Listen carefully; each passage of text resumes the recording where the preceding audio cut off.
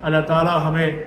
پنج وقتہ نماز کے ساتھ ساتھ نماز تہجد کی توفیق عطا فرمائے۔ اس کا آسان بڑا طریقہ ہے،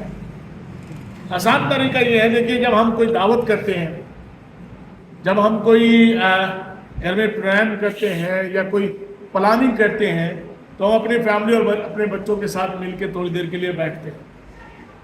تو اس میں پلاننگ میں ہم اگر انہیں یہ والی ترغیب دیں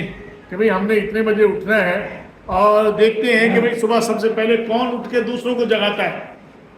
کون اٹھ کے دوسروں کو جگاتا ہے، تو اس کو انعام دیں یا نہیں بھی دیں، بھائی اتنا بھی کر لینا کہ کون بچہ جو ہے وہ اٹھ کے سب کو جگاتا ہے۔ تو بچہ نہ بھی جگائے گا اٹھ کے، جب آپ اٹھ کے اس بچے کو جگائیں گے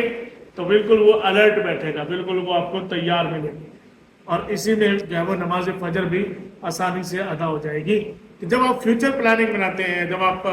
اپنے گھر کی خوشیوں کی پلاننگ اپنے فیملی بچوں کے ساتھ بناتے ہیں، جب آپ باہر ہوٹلنگ کی پلاننگ کرتے ہیں، یا کوئی مہمان بھی آتا ہے تو آپ اپنے بچوں کو بٹھا کے سمجھاتے ہوتے ہیں کہ بھئی دیکھو بھی مہمان آ رہے ہیں، خبردار اڑا اڑی نہیں چلے گی، سمجھاتے ہیں نا وہ اپنے بچوں کو، بھلے 2 منٹ 4 منٹ پہلے۔ اس طرح 2 منٹ 4 منٹ پہلے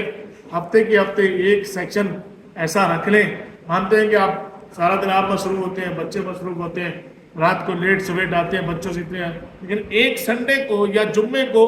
ایک سیکشن ایسا رکھ لیں مختصر، کہ جس میں آپ اپنے بچوں کو یہ والی ترغیب دیں کہ بھئی ہم نے جو ہے وہ اب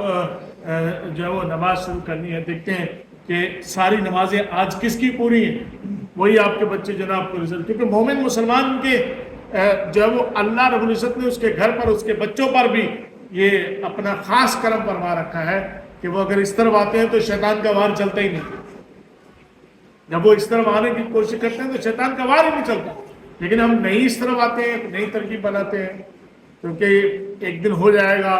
بچے خود ہی نماز پڑھنے لگ جائیں گے، ایک دن ہو جائے گا خود ہی جو ہے نا یوں ہو جائے گا، تو یہ والا معاملہ کافی مشکل ہے، کیونکہ باہر کا انوائرمنٹ ایسا نہیں ہے۔ ہمارے بچوں کی اسکول میں ظہر کی نماز اسکول میں نکل جاتی ہے، یا اسکول کے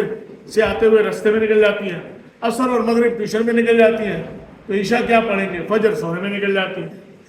تو ان کے ساتھ تھوڑی سی پلاننگ کریں، انشاءاللہ اس کے بہت اچھے نتائج ہوں گے۔ دیکھیے رمضان المبارک کی بالکل آمد قریب ہے، پتہ بھی نہیں چل رہا اور کیسے یہ مہینے گزر جائیں گے۔ جمادی ثانی جو ہے وہ آگے، آپ کے رجب جو ہے وہ پھر شعبان ہے اور رمضان، اس کی تیاری کیجیے۔ اللہ رب العزت ہم سب کو